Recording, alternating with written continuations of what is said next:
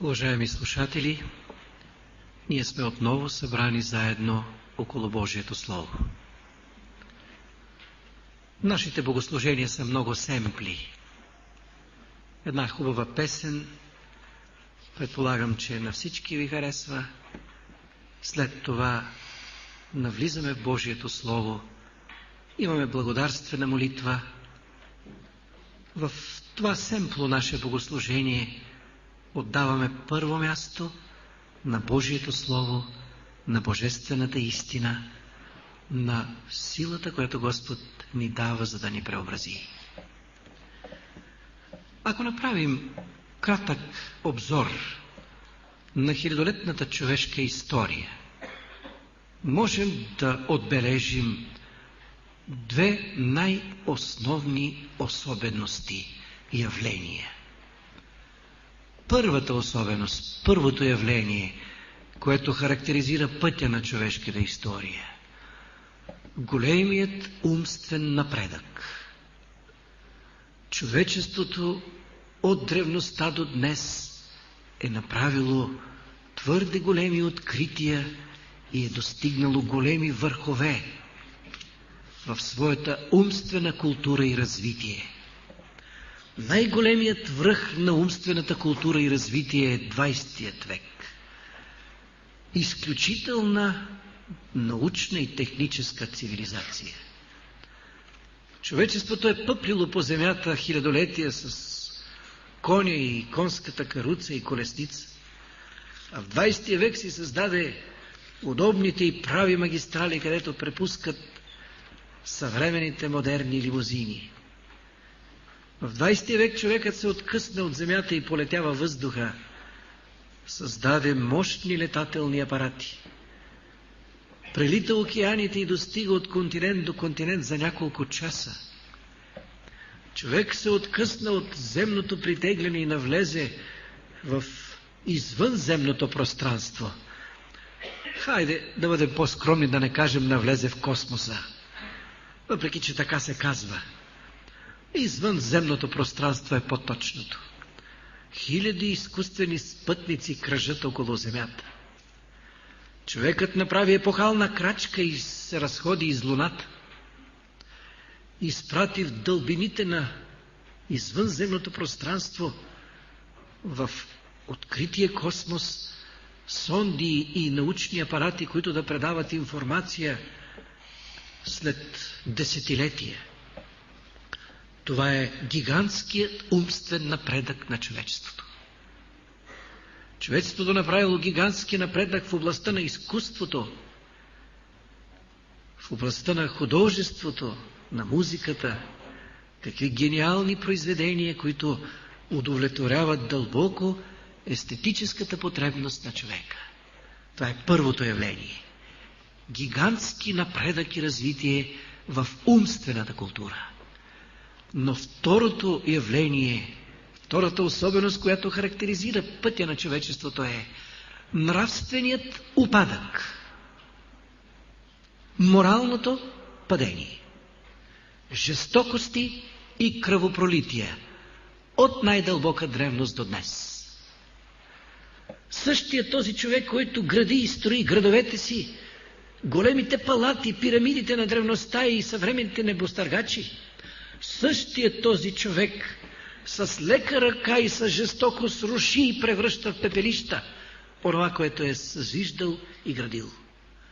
Дава воля на разрушителните си инстинкти и убива с жестокост себеподобните. И ако върхът на умствената култура и развитие е 20 век, то най-ниската точка на моралното падение също е 20 век. Толкова жестокости и кръвопролития никой друг век не е отбелязал. Ето това е парадокс. Векът на най-високо развитие е век и на най-голямо падение. Толкова много страдания и жестокости в нашето време. Даже в мирно време почнахме да се чувстваме несигурни. Може да те пребие на улицата всеки да си замине. Моя колега, който живее близо до нас, преди няколко дни, рано сутринта, убиха, казва един човек, с юмруци, без оръжие. Пребиха го и го убиха. Изнеха се го след това с одеяло. Каква жестокост! И това е културният човек, който лети с луксозната лимузина. Искам обаче да отбележа и трета една особеност и явление в човешката история, за което малко се пише в страниците, аналите на историята. Това е Божият план за спасението на нашата земя от моралното и нравствено падение, от жестокостта, страданията, израждането, болестите и смъртта. Подробностите на този велик план, на това съпътващо явление, първите две, са описани не толкова в историята, колкото в свещеното писание. Можем да наречем Библията историята на спасението. Още от най-дълбока древност, когато човечеството тръгна по пътя на моралното падение, на жестокостта, на разрушението, когато дава воля на разрушителните си инстинкти, още от тогава Бог започна да провежда своя план. Той повика тук и там личности, които да известяват на съвременниците си. Когато човечеството се умножи, преди около 3500 години Бог повика един цял народ, за да му възложи мисията да известява, да разяснява на човечеството спасителният план. Четем в книгата Изход 19 глава 5 и 6 стих. Сега прочие, ако наистина ще слушате гласа ми и ще пазите завета ми, то повече от всичките племена вие ще бъдете мое собствено притежание, защото мой е целият свят. И вие още ми бъдете царство, свещеници и свят народ.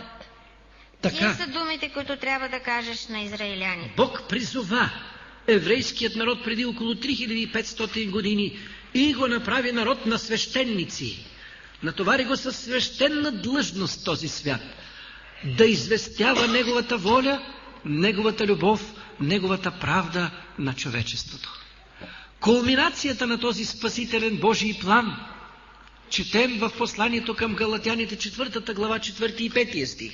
А когато се изпълни времето, Бог изпрати сина си, който се роди от жена, роди се и под закона, за да изкупи ония, които бяха под закона, да получим осиновението. Кулминацията е идването на Спасителя Исус Христос на земята, за да изкупи вината на човешкият род, за да отвори път към спасение на всеки, който го потърси. Същността на Божият спасителен план четем в златния стих на свещеното писание. Йоан 3 глава 16. Защото Бог толкова възлюби света, че даде своя единороден син, за да не погине нито един, който вярва в него, но да има вечен живот. Ето същността на спасителният план. Бог ни обича въпреки ужасното ни морално падение. Той милее за нас като баща. Той се грижи за нас, за земното ни съществуване. Навън отново е кит на пролет. Дърветата са отрупани с цвят. Чудесният аромат на новия живот се носи. Но всичкото това ще се оплоди в плодове, за да има храна за нас и живите същества. Бог не ни е захвърлил въпреки жестокостта ни, престъпността ни. Господ се грижи за нас, защото ни е баща. Както в един дом, ако има хулиган син, бащата никога не казва: за тебе само хляб и сол. Братчетата и стричите ще й дам и шоколад, и мляко, и масло, за тебе хляб и сол, защото си лош. Не. И за него има. Даже понякога повече, отколкото за другите. Бог е наш баща и Той ни обича. Той дойде да ни потърси, нас, които се отдалечихме далече от нашият Създател. И всеки, който повярва в тази чудна вест, в този Божий план, да не погине, но да има живот вечен. Исус Христос създаде църквата и си я натовари със задачата да разнесе благовестието, спасителният план, Божията любов по целият свят. Нека да чуем. Тогава Исус се приближи към тях и им говори, казвайки: даде ми се всяка власт на небето и на земята, идете прочие, научете всичките народи и кръщавайте ги в името на Отца, Сина и Святия Дух, като ги учите да пазят всичко, що съм ви заповядал, и ето аз съм с вас през всичките дни до свършека на века. Така, идете по целия свят и научете всичките народи, разнесете тази блага вест и поканете и поканвайте хората да ме опознаят, да положат живота си в моите ръце, за да се възползват от спасението. Това е работата на църквата, да разнася благовестието на всички хора. А какво прави Исус Христос през това време, когато се възнесе и отиде в небето, върна се обратно за нашето спасение? Той продължава да провежда спасителния план. Как? Посланието към евреите, 8 глава, 1 и 2 стих. А от това, което казваме, ето що е смисълът. Ние имаме такъв първосвещеник, който седна отдясно на престола на величието в небесата, служител на светилището и на истинската скиния, която Господ е поставил, а не човек. Той стои там като наш първосвещеник, ходатайства за нас, моли Отца за прощение на всеки, който възложи греховете си на него. 4 глава, 16 стих от същото това послание, апостолът като обяснява първосвещеническата служба и работа на Христа, казва: затова нека пристъпваме с дразновение към престола на благодата, за да придобием милост и да намерим благодат, която да помага благовременно. Там в небето Исус стои не на съдийски трон, а на трона на благодата и милостта за всеки човек.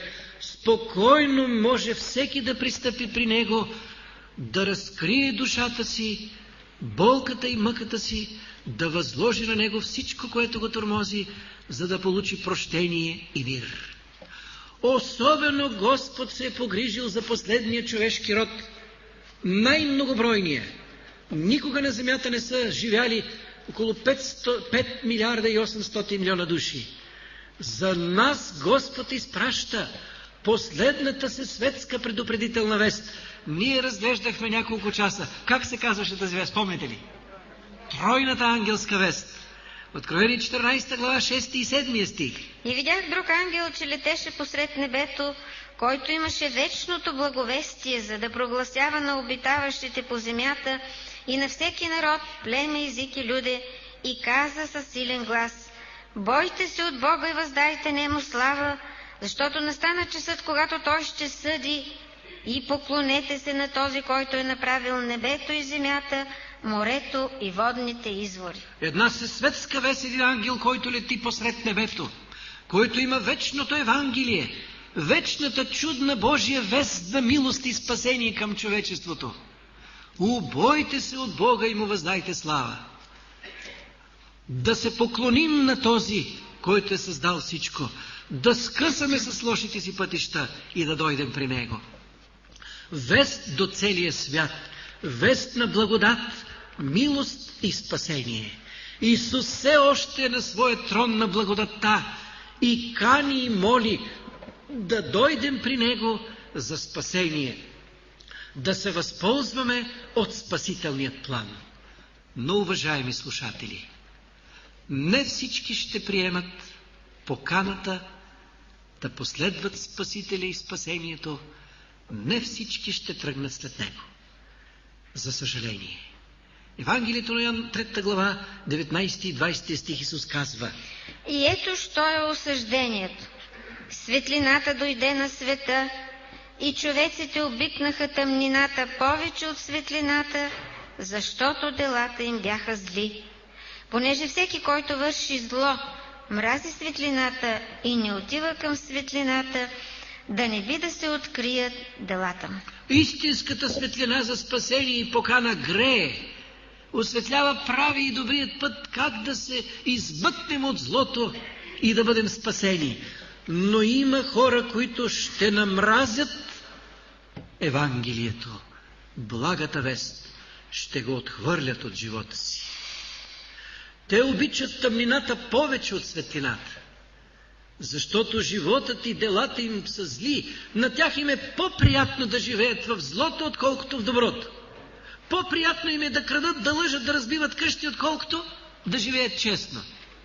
По-приятно им да бъдат неморални, неверни, да блудстват, да прелюбодействат, отколкото да бъдат чисти морално, предани на семейството си.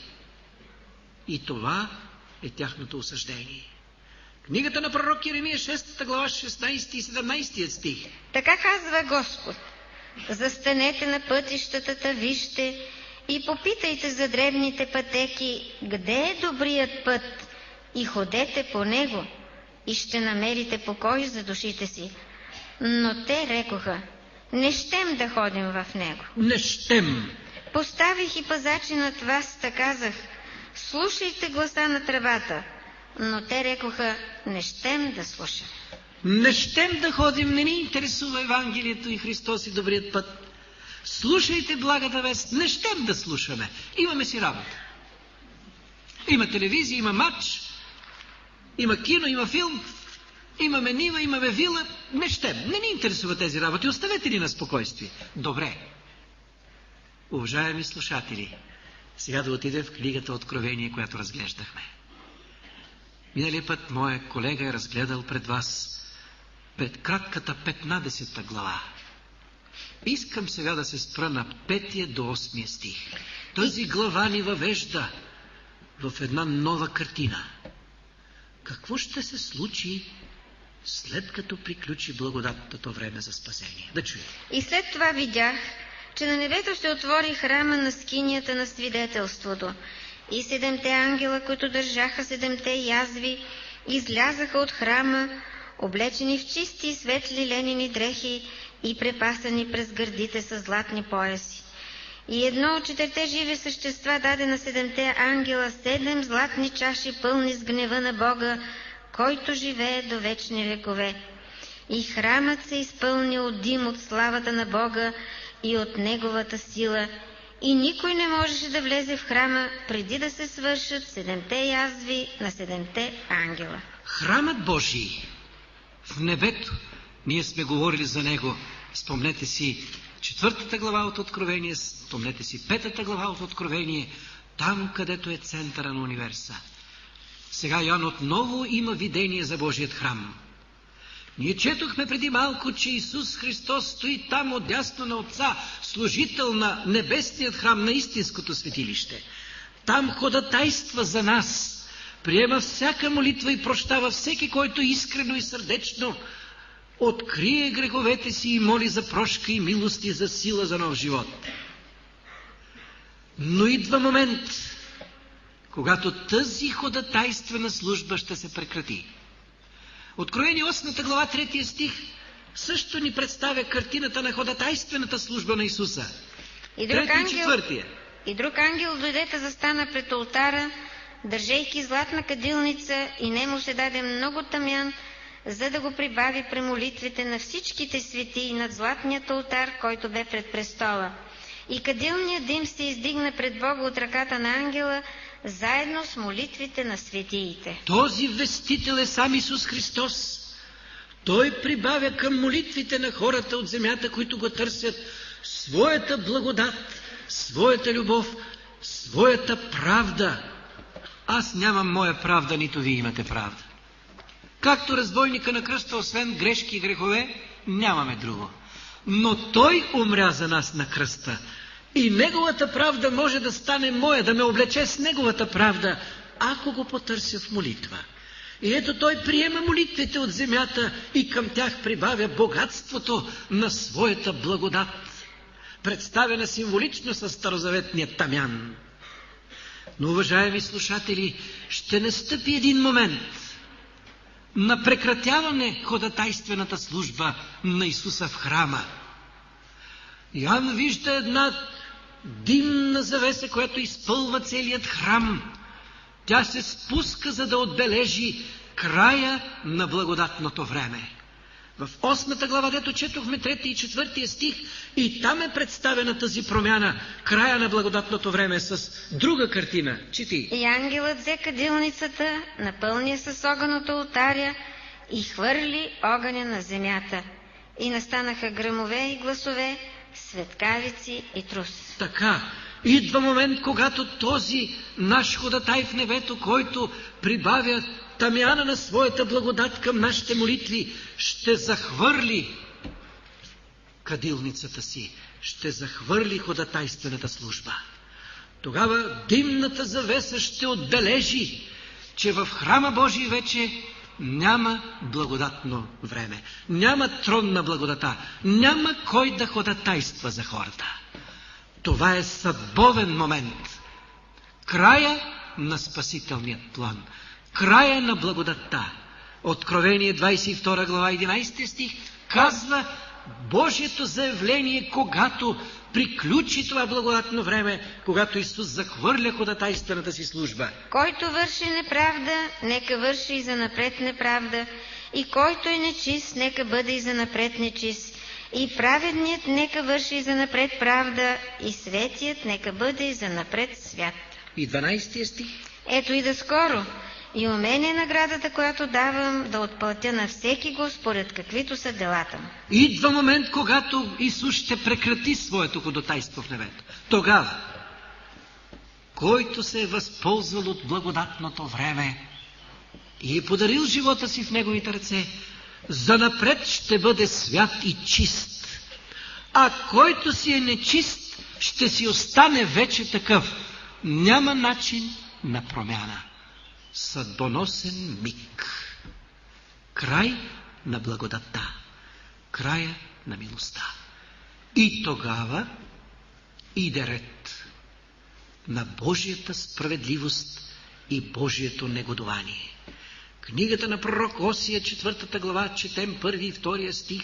Слушайте словото Господно, израиляни, защото Господ има съд с жителите на тая земя, понеже няма верност, нито милост, нито знание за Бога по земята.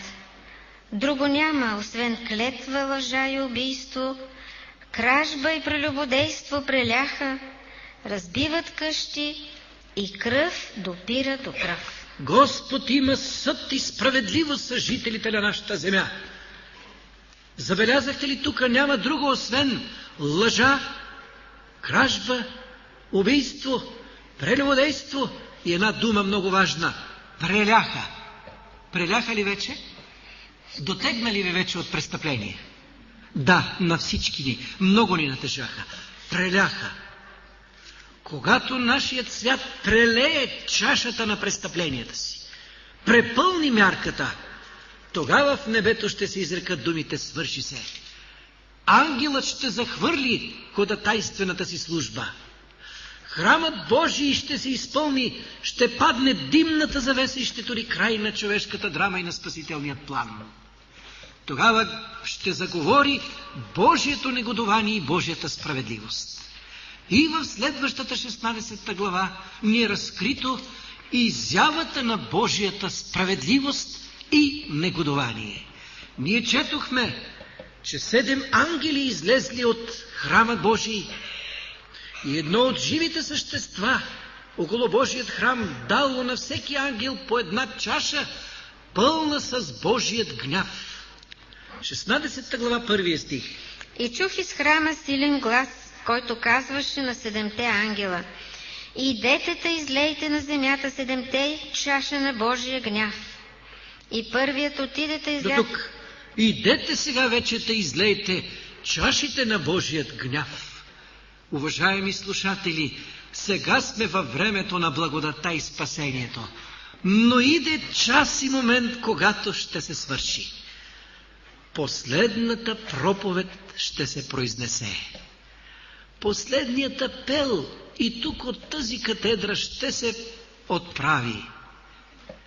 Последната покана от някой съсед и близък и роднина ще се отправи. Последната ходатайствена в молитва в небето от Исус, нашия ходатай, ще се произнесе. Ще дойде такъв момент на последна проповед, последна покана, последна милост, последна ходатайствена молитва. И тогава ще се приключи Божият план.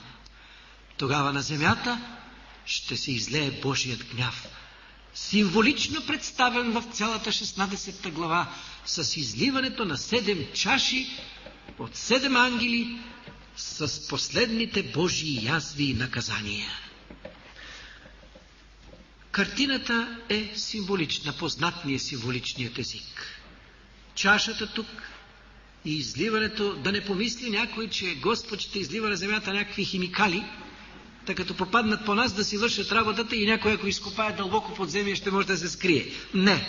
Символ на Божия гняв. Както Исус се молеше в Гетсимания, помните ли? Отче, ако е възможно да ме отмине тази чаша, да не я пия, но не моята воля. Никъде не виждаме Исус да пи чаша. Чашата е символ на онова ужасно страдание и онази цена, която той трябваше да плати за вината на света. И тук чашите са символ на Божието негодование и наказание на един свят, който е получил вест след вест, покана след покана, но който дръзко е казвал: не щем да ходим. Слушайте Евангелието, не щем да го слушаме. Ето светлината, не щем светлината, гръб на светлината. Този свят, който упорито върви и затъва, прелива лъжа, кражба, прелюбодейство, измама, разбиване на къщи, кръв до кръв смесване, той ще получи справедливата Божия присъда и негодование. Сега да започнем да разглеждаме изливането на всяка от язвите на земята. Думата изливане също е символична. Чети сега делото на първият ангел. И първият отиде да изля чашата си на земята.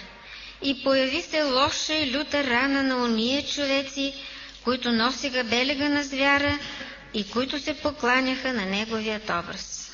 И изля чашата си на земята. И определена група от хора се покрива изведнъж с люти и нелечими рани. На гръцки думата означава цирей, неизлечима рана.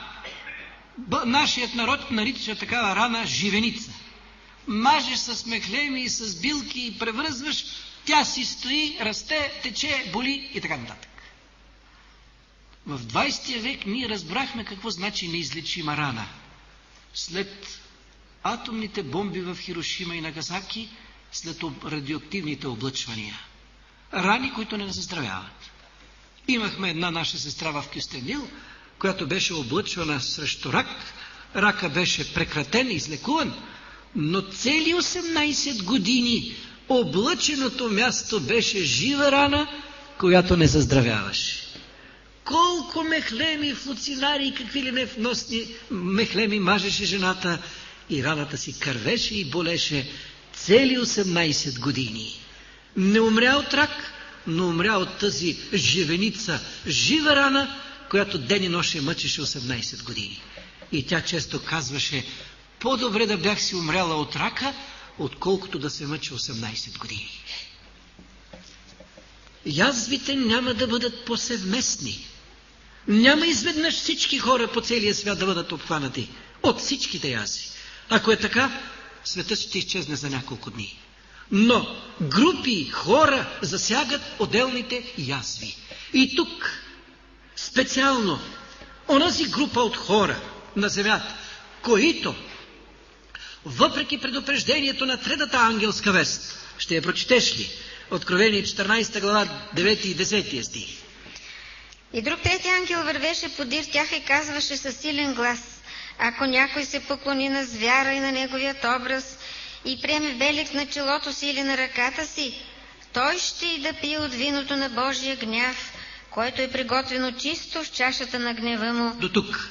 Вестта Божия на третият ангел е: който се поклони на звяра. Помните ли кой е звяра? Онази голяма политико-религиозна организация на средновековието, която налагаше своите учения чрез силата на държавната власт, на меча, на оръжието, която организираше инквизиции, кръстоносни походи, изгаряше еретиците. 100 милиона души прати на ония свят, както се казва на говорният език. Помните ли образа на звяра? Подобно съединяване на църкви с държавната власт в модерният свят.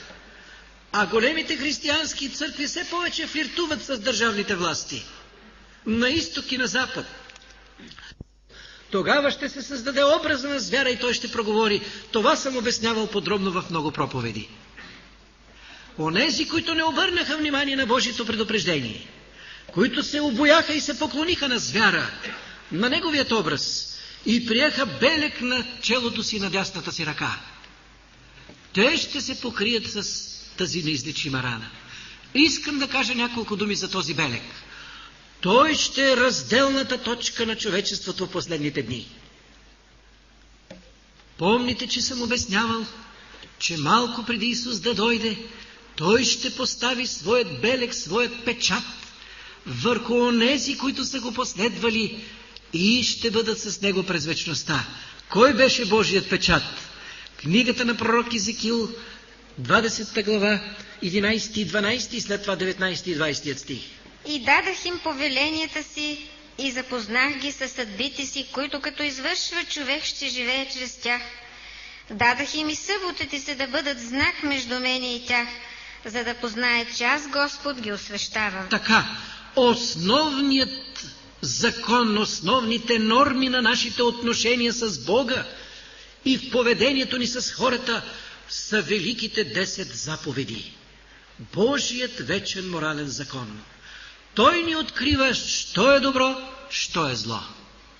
Господ държи на законът си, на повеленията на морала и той, законът му ще бъде онази критична точка, която ще раздели човечеството на две – послушни и непослушни.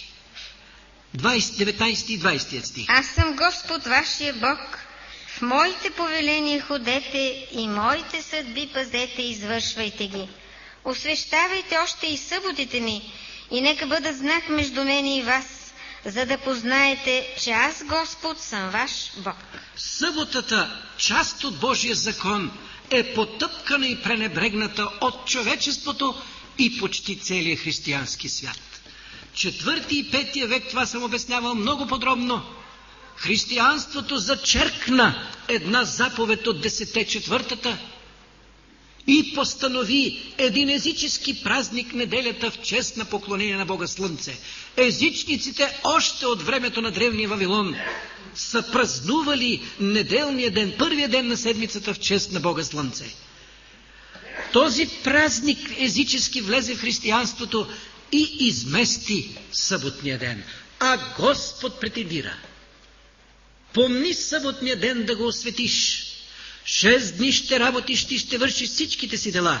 7-я ден е събота на Господа твоя Бог. Да не вършиш в него никакво дело, нито ти, нито син ти, нито дъщеря ти, нито гостенинът ти. Защото в 6 дни направи Господ небето, земята и морето. Затова Бог благослови съботния ден и го освети. Бог ясно казва, че една от нашите длъжности към Него е 7-я ден на седмицата, съботния ден, да му го посветим. Ние сме неморални в поведението си спрямо Бога, когато използваме този ден, както намерим за добре. Господ казва: това е мой ден. Онези, които приемат заповедите му, включително и тази, и посветят на него съботния ден, както Господ казва, те, казват свещеното писание, ще бъдат мои. Съботата е знака между мен и вас, че аз съм Господ, който ви освещавам. Така проблема за съботата или неделята ще стане онзи проблем, който ще раздели човечеството на послушни и непослушни спрямо Божия закон. Едните, които приемат Божията благодат и Божият закон и спазват съботния ден, той ще бъде знака, че те са негови. Онези, които обърнат гръб на Божията воля и Божиите заповеди, предупрежденията на тройната ангелска вест, те ще приемат белега на звяра и сега ще се покрият с люта рана отгоре додолу. Това показва и времето на язвите. Те ще се изливат непосредствено след времето, когато образа на звяра ще налага със закон белега на звяра върху челото и ръката на всеки, който се покори. Тогава ще дойде времето на Божия гняв. Съботата ще реши съдбата на милионите. Нека бъде ясно това. Раните с нищо не могат да бъдат изцелени. Вторият ангел изля чашата си в морето и то стана кръв като на мъртвец и всяка жива твар в морето умря. Вторият ангел изля чашата си върху морето, световното море, или както ние го наричаме океан. Уважаеми слушатели, 4 от 7-те ясви изваждат основните хълки на онази съвършенна хармония на нашата планета, която създава условия за съществуването на живота. Това е световният океан и вечният кръговрат на водата, въздушният океан, атмосферата и нейният кръговрат и равновесие между кислород, въглероден двуокис, азот и останалите инертни газове. Както ще видим, 4-тият ангел ще извади от строя Слънцето, 7-ият ангел ще извади от строя атмосферата, въздуха. И първата основна верига в съвършенната хармония на нашата земя, за да стане носителка на живота, е океана. Ангелът, който излива гневът Божий, изважда от строя, от хармонията на земята, океана. В 20 век човечеството започна да разбира какво е значението на океана за нашия живот. От него иде влагата и дъжда върху сушата. Знаете ли колко вода се излива от океана върху сушата всяка година? Толкова колкото. Ако ние с всичките си технически възможности можехме да черпим вода от океана и да изливаме на сушата, ще ни трябват нито повече, нито по-малко от 70 000 години. Това, което Бог е направил със законите си да се дигне от океана, да се излее върху сушата, ако ние с техническите си средства трябва да го изчерпим, ни трябват 70 000 години. Само че ще изчерпим солена вода. А каква вода се издига от океаните върху континентите? Сладка вода. Това не можем да го направим. А като завали солен дъжд, след 2-3 години земята ще се превърне в пустиня. Ще се осоли почвата и ще загине. Сега океана е жизнено важен за нашия живот, толкова колкото не си мислим дори. 80% от кислорода, който дишаме, чистият въздух, иде от планктона на океана. 20% от горите по земята. Ето го чудното равновесие, за което ние малко си даваме сметка. И затова без много да мислим, безразсъдно превърнахме моретата, океаните в смет кофа за буклук. Големият изследовател, океанограф Жан Кусто, още преди 20 години, след дългите си изследвания на Средиземно море и на други части на Световният океан, писа следното. 40% от живота на Средиземно море е мъртъв. След 10 години то ще бъде едно мъртво море.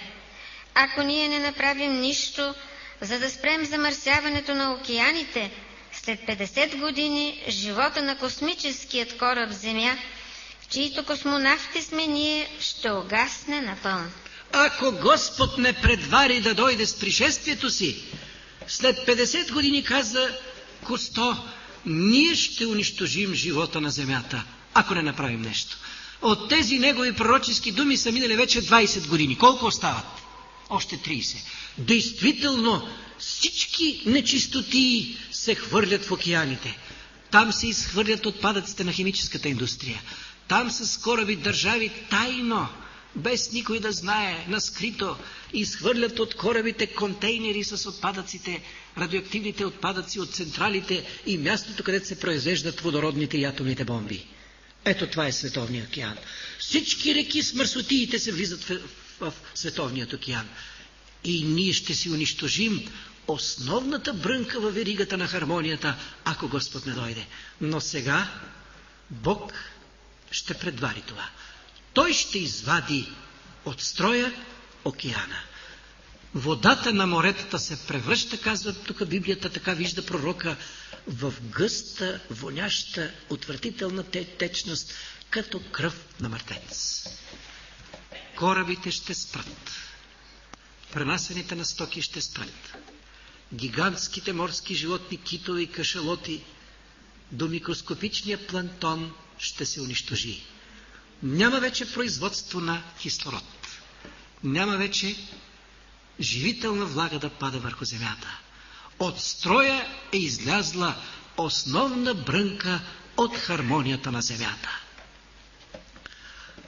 Третият ангел. Третият ангел изля чашата си в реките и във водните извори и водата им стана на кръв. Сега третият ангел излива чашата си върху изворите водни, чистата водица, която все още блика. И я пием с удоволствие. Някога софиянци се гордеехме с най-хубавата вода в Европа. Помните ли старите софиянци? Това беше Витошката вода. Сега, днеска моята жена, не може да видиш какво тече от чешмата. Жълто кафяво. Отвратително е за пиене. Цяла година вече с моята жена не сме пили от чешмата вода. Не може да се пие. Мериш. Носим си минерална вода, докато и тя се вмериш или изчезне, не знае. Но ето ужасната картина. Сега водните извори и чистата вода излизат от строя. Уважаеми слушатели, тръпки ме побиват, като си помисля какво значи това. Хората, поразени с лютите рани неизлечими, за които четохме от първата язва, натълпи се тълпят пред аптеки, пред поликлиники и болници и търсят лекарства. И изведнъж се чува веста: от чешмите не тече вода, че тече нещо вонящо, червеникаво, отвратително. Къде ще пием вода? Хората ще стигнат до полуда. А можете ли да си представите люти рани и да няма вода да пиеш? Ще дойде това. Не искам да ви плаша, нито да създавам психоза, но съм длъжен да прочета това, което Библията пише. Много по-приятно ми е да говоря за Голготският кръст, за любовта, която протяга ръцете си оттам, но ще бъда неверен пред Бога, ако не прочета и това от Библията, какво ще дойде върху непокаяните и непослушните хора. В 5 до 7 стих чуваме един интересен глас и едно интересно разсъждение от небето. Да го чуем. И чух ангела на водите да казва: праведен си ти, пресвяти, който си и който си бил, за гдето си отсъдил така, понеже те проляха кръв на свети и на пророци, той ти си им дал да пият кръв. Те заслужават това. Те заслужават това. Небесните същества, които наблюдават живота на земята сега, живот на кръвопролитие и жестокости, се чудят, както и ние се чудим, защо Господ още търпи. Ще четем след малко защо още търпи. Но сега, когато справедливо Господ въздава на всички, които са пролели кръв по земята, тогава те казват: праведен си, Господи. Те не казват: Господи, жесток си. Не, праведен си, Господи.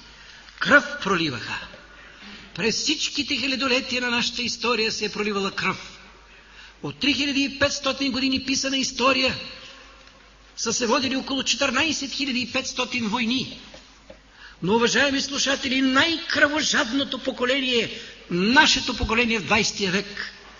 Никое поколение, никой век не е изпогълнал, не е пролял толкова много кръв, колкото нашият век и нашето поколение. Най-жестокото на всичките времена.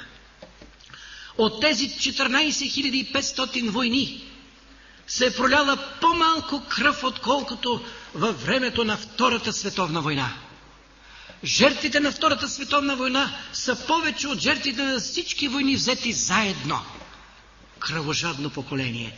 А от тогава насам, от Втората световна война насам, 1968 година стоях на брега на Дунава. Пред мене беше площада и парламента на Будапеща. Тогава очевидци разказваха, той е малко наклонен към Дунава. Знаете ли какво беше тук 56-та година, когато в Унгария се опитаха да направят контрапреврат, да свалят комунистите от власт? 2 дни тук беше клане. От площада потекоха потоци кръв. Дунава почервеня. Кръв проливаха, казва ангел от небето, и това небесните жители са го видяли. Не мога да си спомня точно годината. Нямам начин да проверя. Може би имаше начин, но не остана време днес.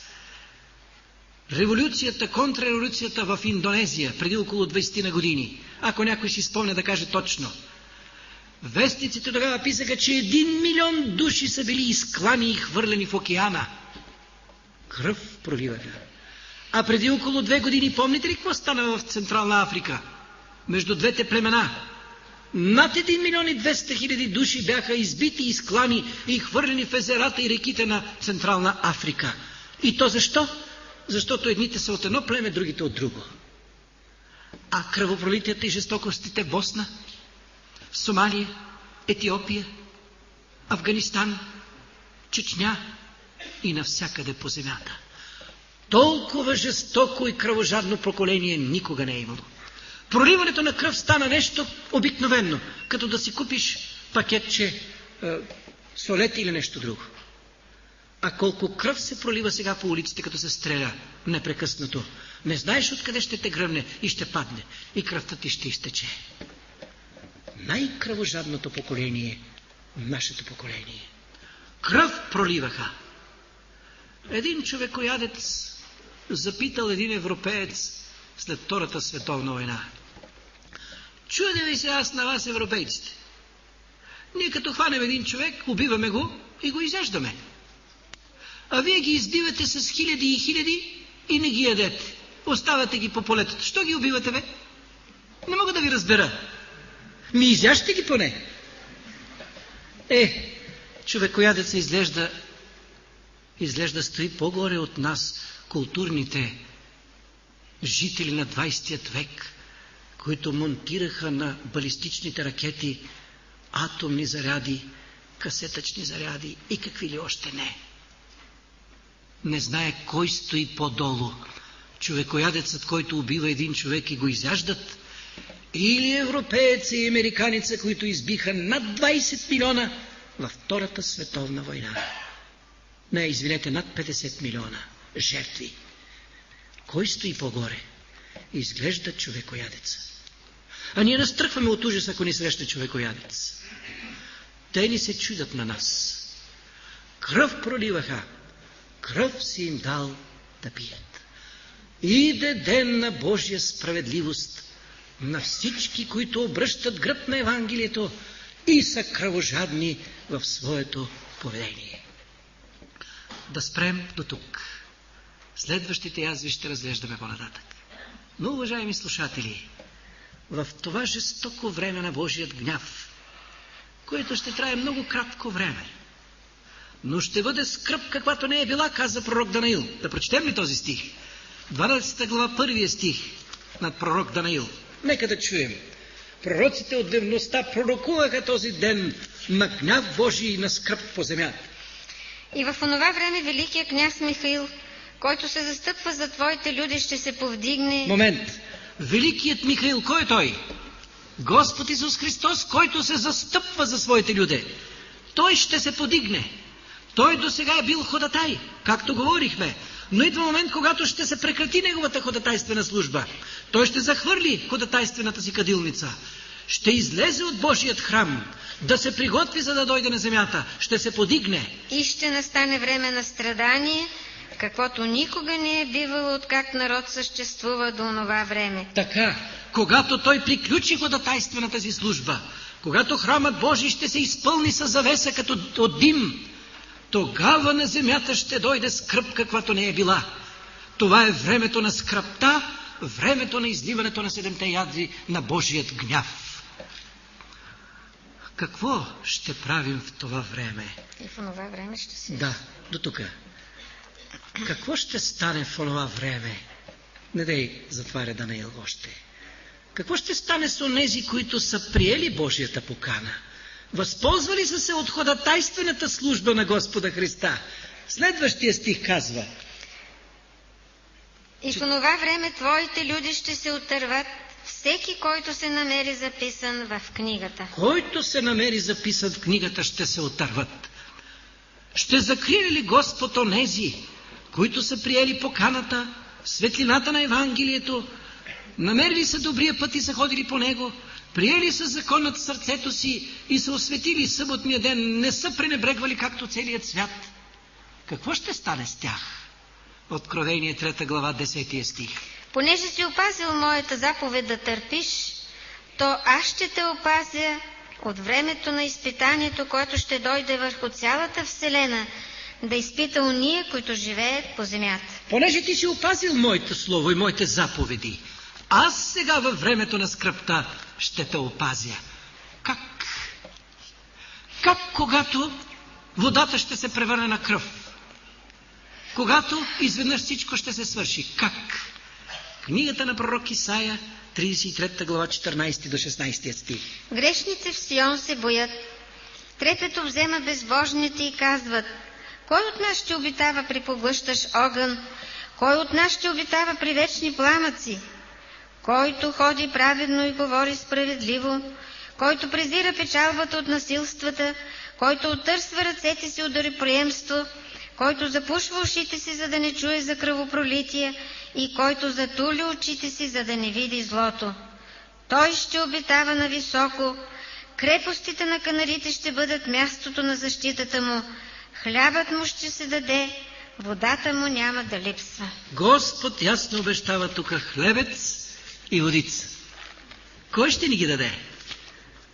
Трета книга на Царете, 19 глава, един пророк, като извърши голяма реформация, капна от умора, и психическа, и физическа, и малко се обесърчи, отчая, изплаши, побегна, легна под едно дърво в пустинята и каза: Господи, стига толкова, не желая да живея, искам да умра. И заспа дълбоко.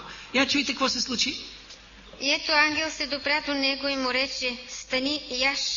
И погледна, и ето при главата му пита печена на жарава и стомна с вода. И яде и пи, и пак легна. И пак заспа. А ангелът Господен дойде втори път да се допря до него и рече: стани, яш, защото пътят е много дълъг за тебе. Той беше преуморен човек. Ангел остави да се наспи веднъж, събуди го: стани, яш, Илия. Хубава питка и водица. Пак го остави да се наспи, да събере силите, и пак хлебец и водица. Кой му достави това? Ангели Божии ще правят това в онези дни. Как? Както при Илия. За онова време, уважаеми слушатели, важат думите на Псалом 91, 9 и 10 стих.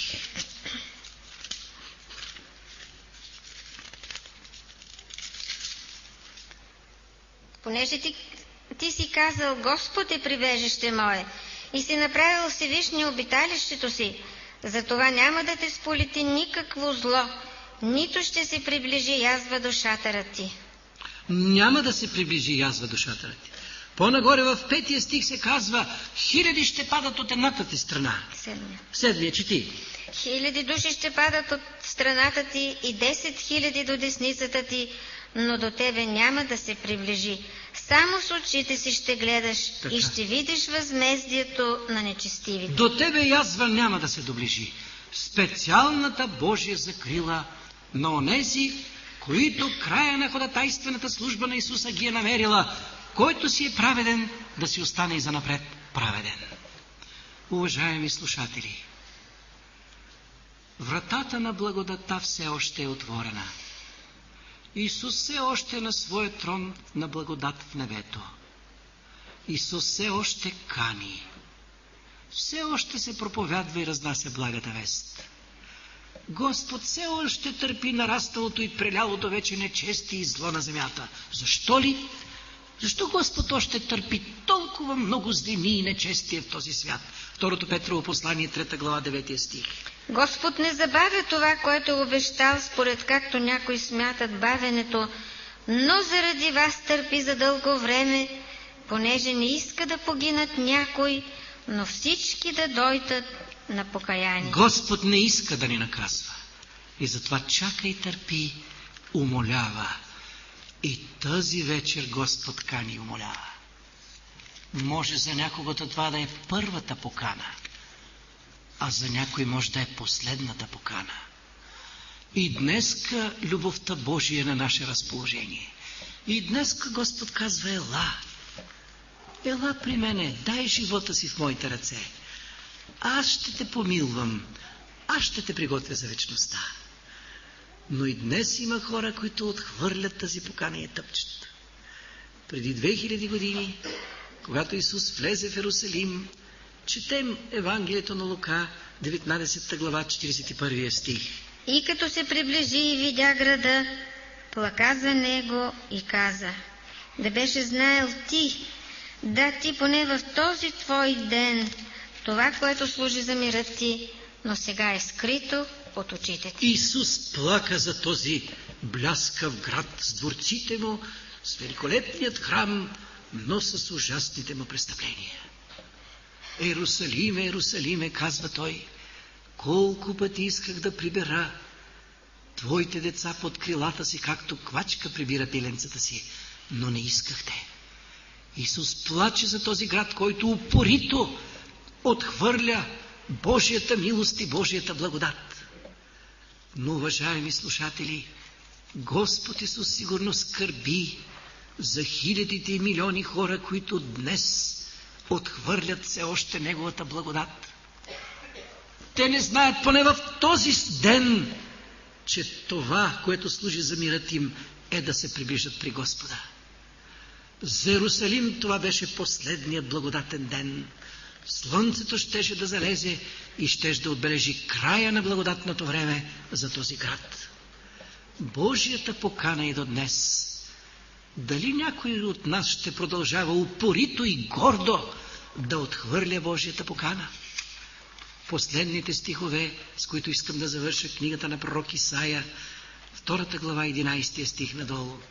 Гордите погледи на човеците ще се унижат и високоумието на човеците ще се наведе, а само Господ ще се възвиси в оня ден. Защото ще има ден, когато Господ на силите ще бъде против всеки горделив и надменен човек и против всичко, което се надига и ще се унижи. Дали една от основните причини ти да отхвърляш Божията покана не е твърде голямо доверие в собственото ти мнение, в собствените разсъждения и своите обичаи и разбирания? Дали? Защо да чакаме да се смирим тогава, а не сега? Още малко искам да прочетеш. 19 стих, 20 казва: и в онзи ден хората ще изхвърлят, да чуем. И човеците ще влизат в пещерите на скалите и в дупките на земята, поради страха от Господа и поради славата на величието му, когато стане да разтърси земята. В оня ден човек ще хвърли на къртовете и на прилипите сребърните идоли и златните идоли, които си е направил, за да им се кланя. Да, в онзи ден изведнъж това, което е грабвало очите ти и сърцето ти, злато, сребро, долари, вещи материални, за които си давал всичките си сили, всичкия си живот, за които продаде душата си и съвестта си и чистотата ти, един ден няма да ти трябват. Ще се хвърлят. Друго едно богатство има, което трябва да спечелим днес. Богатството на Божията любов и милост и благодат. Не е ли добре да оставим на страна нашите предразсъдъци, нашата гордост и самомнение, да преклоним глава пред величавата Божия любов, която протяга ръцете си от кръста и ни кани: ела и ме последвай. За да ни скрие Господ в онези дни, както казва, под крилата си, да ни спаси от гневът си. Ето днес е благодатно време. Отново ли упорито някой от нас ще отхвърлят Божията покана? Дано да го последваме. Амин.